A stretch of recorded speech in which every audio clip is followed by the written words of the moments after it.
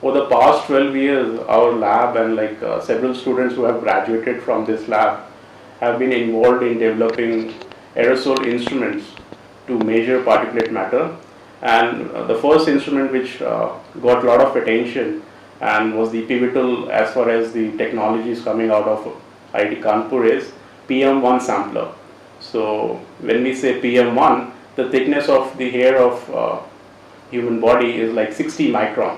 So 1/60th of that is like PM1 particles. So you can barely see it with your naked eye. And why they're important is because these particles are the ones which can penetrate deep into our lungs and can also percolate and cross the alveolar membrane into our bloodstream.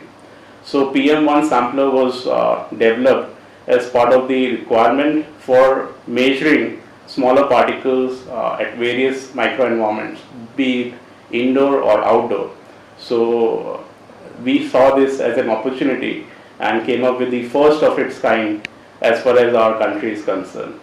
And later on this was transferred to a private company as part of the academia industry technology transfer. So far about 25 such units which come to the market at the cost of 1/10 of what is available from outside or international vendors.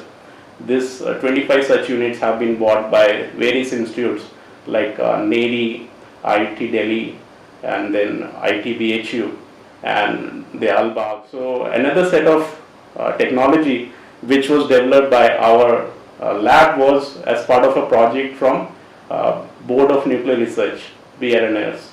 What they wanted was they had high volume samplers stationed and installed across the country, but that was measuring PM10 particles, that is larger particles. So there was an inherent challenge to come up with a technology which can be retrofitted in existing samplers and make them high volume PM2.5 samplers.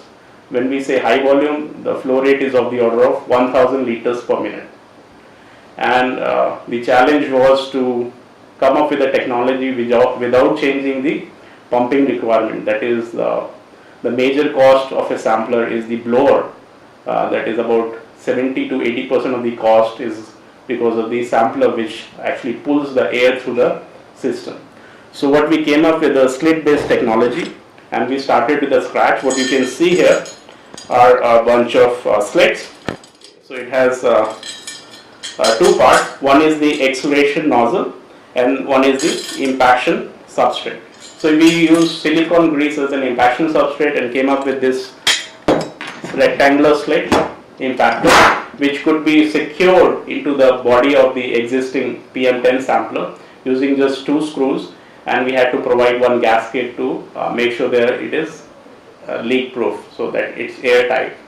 And from that point onwards, the particles which were collected on A4 size filter changed from PM10 into PM2.5. So now we had our own indigenous, first of its kind in the country, a high volume PM2.5 impactor. We have provided this technology to BRC Mumbai. 3 such samplers are installed on their sampling station which is above the medical hospital on the roof of it. And several of these samplers are now being used at various mining sites where like thorium mining is carried out by BRC and other agencies. So this was another flagship project which was done by IIT Kanpur, and of course this technology has been secured in the form of an Indian patent which has been filed.